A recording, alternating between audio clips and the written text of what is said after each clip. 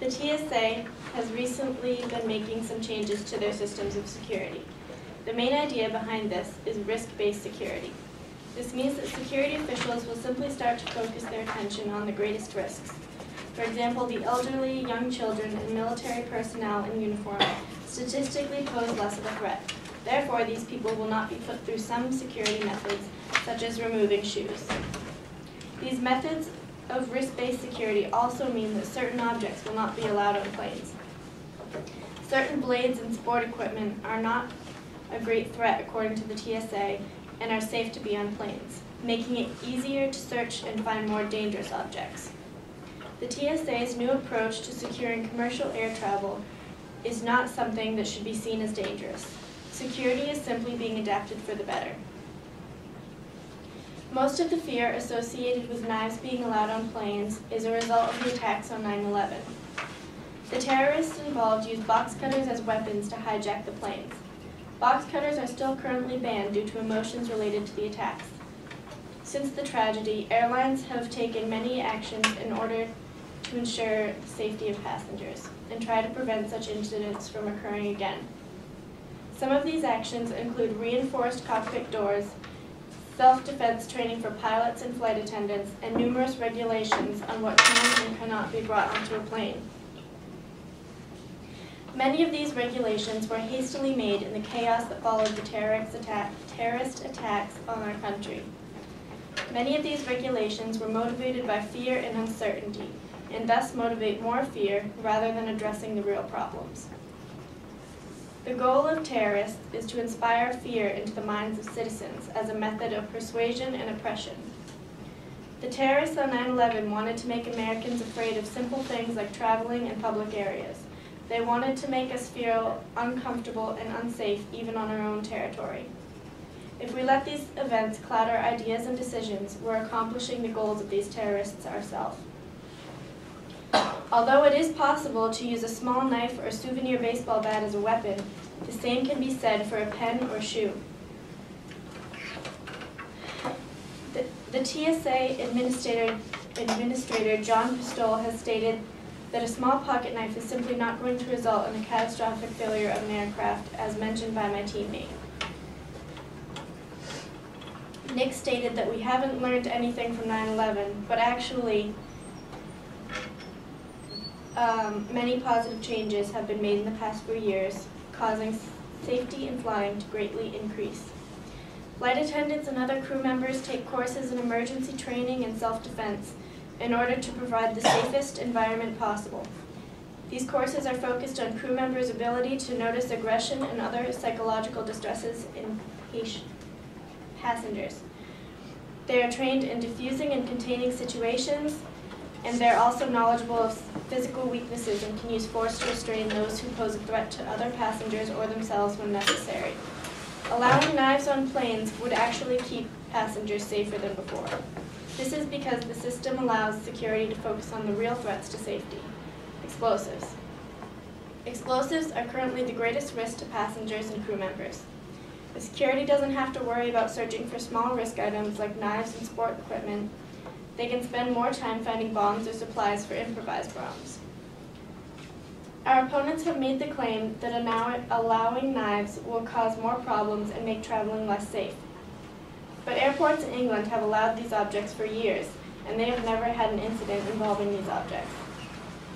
They might also argue that England does not have as much of a problem with terrorism or violence as we do. Again, this is false. England has equal, if not more, cases of terrorism and violence due to their relations with India and their proximity to numerous other countries and territories.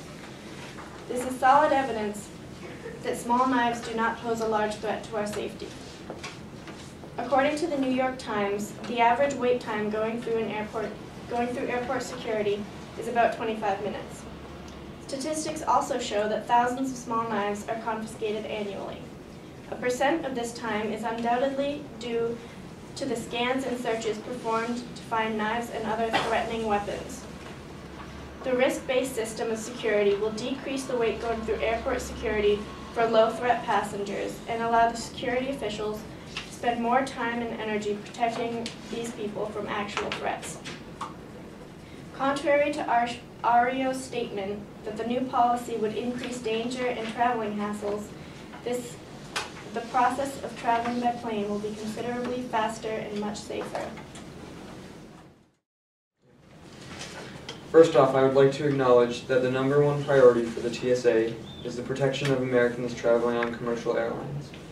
The TSA's website defines its vision as to provide the most effective transportation security in the most highest way as a high-performing counterterrorism organization. How is allowing weapons onto a plane an efficient way of counterterrorism? Yes, many of the items included in the new policy are not classified as weapons, but even in the wrong hands, the smallest items are harmful. With that being said, passengers should not be permitted to carry pocket knives, lacrosse and hockey sticks, pool cues, ski poles, as well as golf clubs or novelty baseball bats. The negative side has proposed that allowing pocket knives and the listed sports equipment will make it much easier to find. Will make it much easier and more efficient for the TSA personnel to check passengers as they go through security checkpoints. They claim that by not having to worry about passengers with pocket knives, the TSA can focus on the real dangers to a plane. The rationale that this will speed up the time to check passengers is false and misguided, because instead of a no-knives policy previously in place, the TSA personnel will now have to make a judgment on what type of knife will be let through. Instead of a quick check and confiscation, the TSA personnel will now have to examine each knife, check for blade length, blade width, if it has a locking or fixed blade, or if the knife has a molded grip. The process of checking knives alone would take a while, and what about checking the weight, novelty bats, hockey sticks, or lacrosse sticks? This is bound to take some time as well. This is a much more time-consuming process, when previously a passenger was able to check in all of their items newly added to the policy before boarding the plane.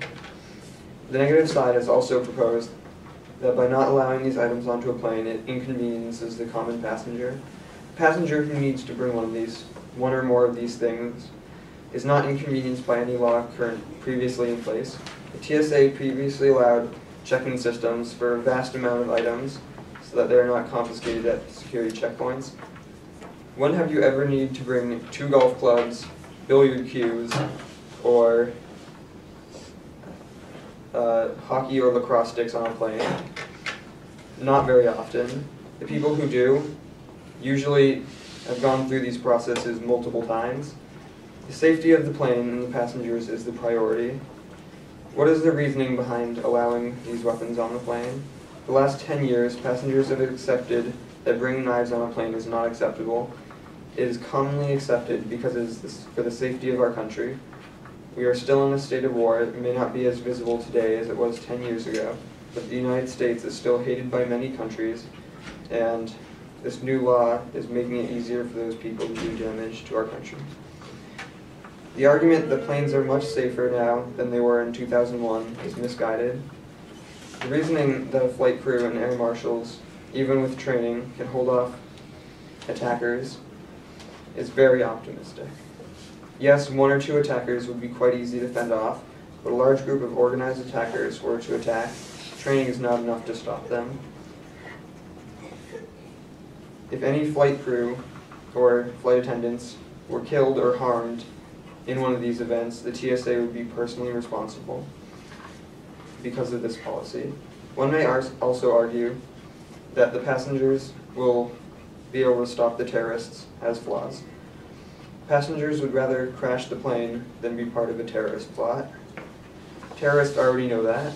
The sad truth is, if another plane hijacking takes place, the terrorists will most likely kill everyone on the plane. Stacy K. Martin, president of Southwest Airlines Flight Attendant Union, makes a statement, while small knives pose little threat to pilots locked in the cockpit, the new policy creates an unnecessary risk for cabin crew. The policy was designed to make the lives of TSA staff easier, but not make flights easier. In conclusion, this policy should not be allowed to stand. There are too many possibilities for this policy to go wrong rather than be a success. Knives and sports equipment have no place to be allowed on planes where they can do more harm to passengers than good. As you can see, this new policy is not favored by many airline companies or flight attendants. It provides an unnecessary risk to every passenger and more so for all of the crew members. The reasoning behind this policy seems only to make the lives of TSA personnel easier and to bring back knives onto planes when the public has already accepted that weapons should not be allowed on planes is not a good idea. With all this being said, pocket knives, lacrosse and hockey sticks, pool cues, ski poles, as well as golf clubs and novelty baseball bats should not be allowed into the cabin of a plane.